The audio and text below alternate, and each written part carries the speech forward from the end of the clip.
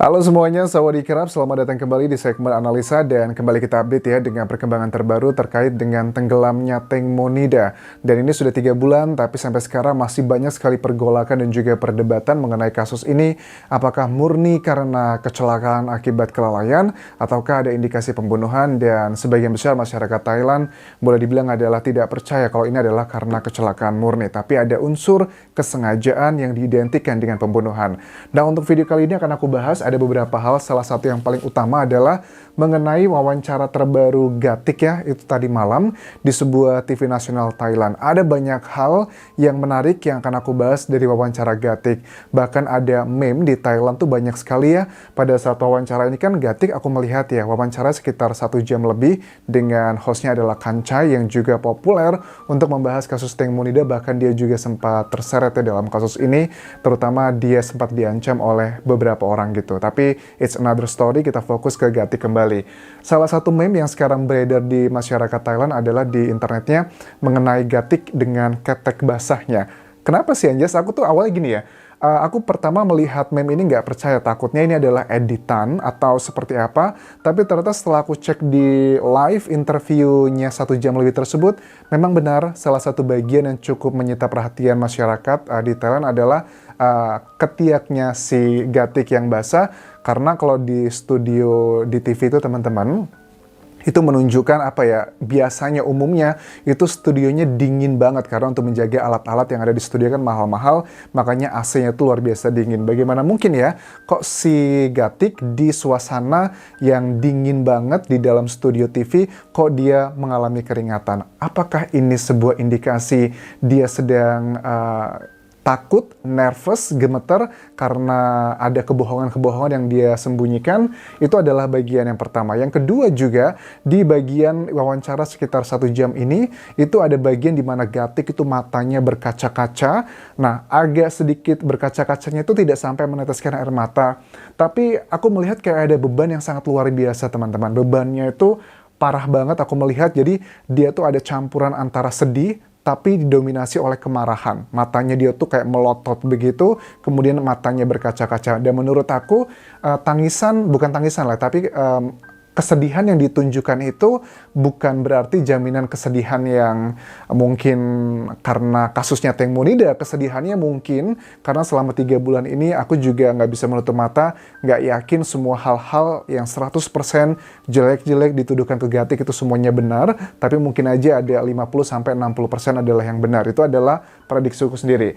Terus juga teman-teman, coba kita lihat ada lagi nih. Pada saat si host ini, si Kanca ya, pada saat membuka obrolan dengan Gatik, dia ngomong gini dengan si Gatik, bahwa dia ini merasa kok tiba-tiba lingkungan di live ngomong langsung ya, ngomong gitu, Gatik kamu ngerasa nggak? Terus nanya sama krunya, ini kok tiba-tiba mati lampu ya, dan ngerasa gelap gitu. Apakah cuma perasaanku aja? Si hostnya ngomong gitu. Terus dia nanya ke si kru-kru lainnya, kameramen dan juga produser lainnya, kalian juga sama nggak ngerasain seperti itu? Dan si Kancanya juga ngomong langsung ke Gatik, dan Gatiknya, enggak, biasa aja. Nah, ini juga nggak tahu apakah bagian dari show, karena aku nggak tahu, sebenarnya ini bukanlah acara hiburan ya, tapi aku juga nggak ngerti apakah di Thailand untuk produksi TV yang termasuk kategori berita ini ada gimmick-gimmicknya. Apakah ini gimmick atau enggak, aku nggak tahu. Tapi itu yang disampaikan si host pada saat membuka acara, mungkin biar lebih menarik, mungkin seperti itu. Terus juga si Gatik menjelaskan beberapa hal dalam wawancara 1 jam ini. Pertama adalah mengenai foto-foto. Ini adalah foto-foto terbarunya si Gatik ya, yang diupload oleh seseorang yang tidak tahu siapakah itu di akun Facebooknya Tank Monida, yang sekarang nggak tahu, kemarin sempat hilang, muncul lagi, hilang, muncul lagi.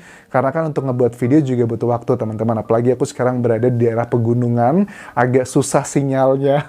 Jadi dengan segala macam keterbatasan, tapi I try my best gitu untuk terus update berita-berita langsung dari media lokal Thailand.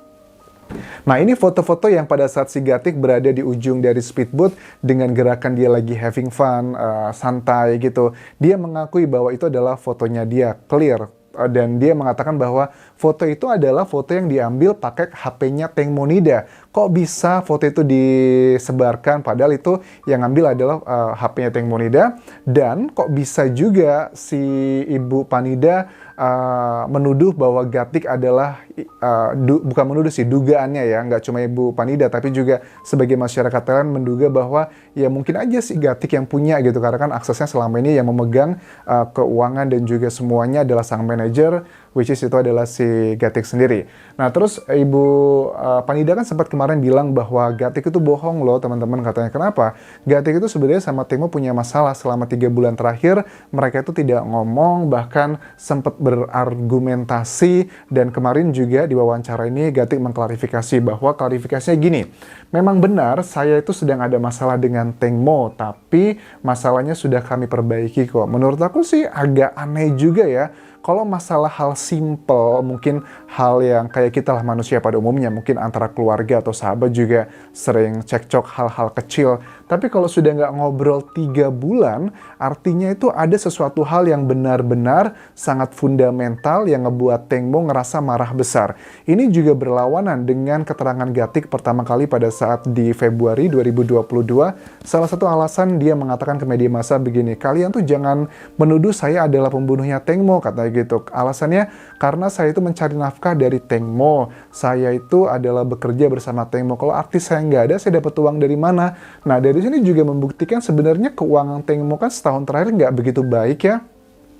Dan dari 3 bulan terakhir juga kalau memang sudah nggak komunikasi dan nggak ada kerjaan yang berarti juga, artinya kan memang keuangannya Gatik itu sudah berdiri sendiri ya, nggak terlalu rely lagi kepada Tengmo. Itu adalah analisa secara logika karena kan itu adalah yang dikatakan di awal-awal. Tapi sekarang Bu Panida juga aneh ya, kenapa sekarang mulai membongkar hal-hal seperti ini? Karena ya kalian tahu sendiri kan ya, awalnya kan mereka, si Bu Panida memang nggak mau memaafkan Gatik awalnya. Saya pokoknya maafkan semua saksi kecuali Gatik. Alasannya ya, kalian masih ingat lah di awal-awal kasus ini aku bahas bahwa si Gatik tega meninggalkan Tengmo begitu aja dan bla bla bla. Tapi kemudian pada saat di sekitar bulan Maret ya, itu kan ada prosesi penghormatan selama 3 hari berturut-turut di sebuah gereja di Bangkok. Si ibunya Pak Ibu Tengmo, Ibu Panida, sudah mulai memaafkan satu persatu. Tapi sekarang kembali lagi, Ibu Panida mengungkit-ungkit dan juga mengindikasikan sepertinya dia tidak percaya bahwa Tengmo karena kecelakaan, tapi ada dugaan pembunuhan. Disampaikan juga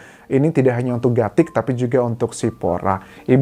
Si Gatiknya ngomong pada saat wawancara ini juga mengadres mengenai ini, bahkan juga dia ngobrol langsung dengan pengacaranya Ibu Panida, adalah pengacara Decha. Ya, dia mengatakan bahwa ya saya hanya menceritakan kebenaran selama ini. Terus si pengacara Decha bilang, ya menurut kami gitu ya, kalau memang kamu beneran cinta sama Tengmo, kenapa kamu bisa meninggalkan Tengmo pada saat dia tenggelam, kamu bisa pulang, dan fakta menunjukkan seperti itu, walaupun dia alibinya adalah karena dia menunggu pulang ke rumah Tengmo, menunggu Tengmo, siapa tahu aja dia sudah pulang duluan. Nah, ada 2 kemungkinan, mungkin aja si Gatik ngerasa, karena kita juga tahu ternyata ada 2 speedboat, mungkin aja si Gatik waktu itu ngerasa bahwa Tengmo dengan speedboat yang lainnya, dan ini juga bisa menjadi petunjuk yang luar biasa.